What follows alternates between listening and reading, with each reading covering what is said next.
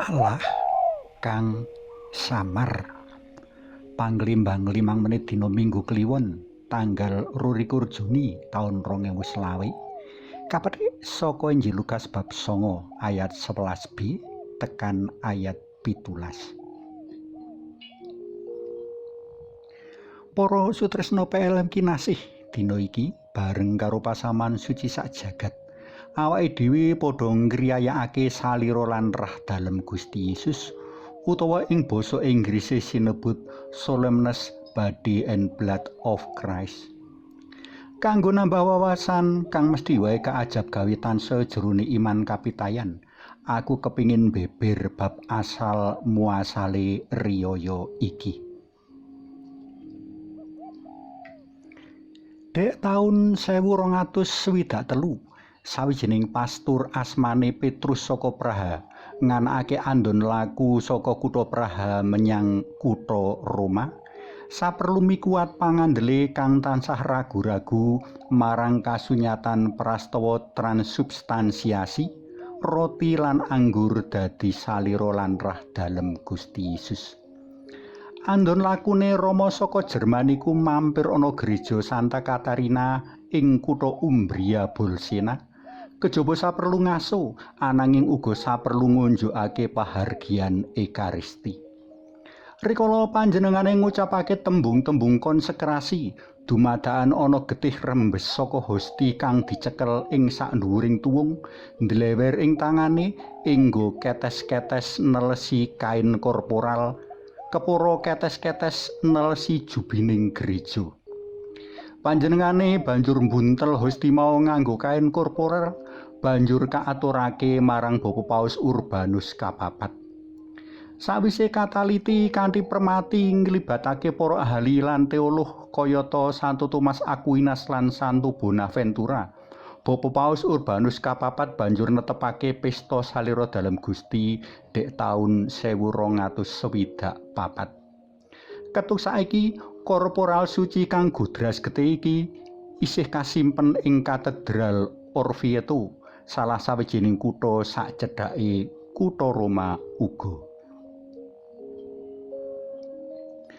Pangirame-ram getih rembes saka hosti kang kaalami dening Rama Petrus saka Praha dadi bukti menawa jroning hosti suci kang wis kakon seger temen-temen rawuh Gusti Yesus. Nadyan sacara tata lair wujude amung roti bunder cilik, ananging sacara hakikat satemene salira dalem Gusti Yesus piyambak. Iki padha tampanana lan padha dipangan, ya iki saliraku kang kakurbanake kanggo kowe. Mengkono pangandika dalem Gusti. Mula para pendherek dalem Gusti ora entuk sembrono apa meneh murang tata ing sadawaning nderek pahargyan Ekaristi, luwih-luwih rikala nyambut lan krahapi sakramen Ekaristi.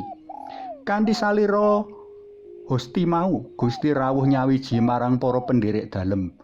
Jroning pahargyan Ekaristi, salira larah dalem kang sacara kasat mata arupa roti lan anggur nekakake meneh prastawa pangorbanan dalem ing kayu pamentangan kanggo nebus dosa manungsa. Para tresna kinasih, prastawa pangirame-ram Gusti Yesus nikel tekokake roti lan iwak kanggo wong 5.000 waosan dina iki. Satemene mujudake gegambaran saka prastawa Gusti Yesus yasa sakramen Ekaristi kang ing kono panjenengane masrahake diri kanggo uripe manungsa. Liwat astane Rama Imam, Gusti Yesus ngrawuhake meneh prastawa pangorbanan dalem ing kayu salib, ya prastawa asrah diri dalem sak entek-enteke kanggo urip lan kaslametane manungsa. Kaya dene Gusti Yesus ngajak para murid mikirake kaslametan lan karahjaning pepadha, awake dhewe ing jaman iki uga tinimbalan kanggo melu mecah-mecah diri, andum kawasisan, kompetensi, talenta, kabecikan lan sapiturute amrih karaharjan lan slamete pepadha. Suwawi sami munjuk, kunjungas dalem Yang Rama Yang Putra Tuwin Yang Roh Suci. Amin. Mbok manembah ora tikaswargan duh paduka Allah kang sunyata. Suci, suci, suci, paduka suci lestantun, hormat sarta syukur kaunjuk paduka samaring Gusti suci. Amin. Kunjung asmu dalam Yang Rama Sang Yang Putra Tuwin Yang Roh Suci. Amin.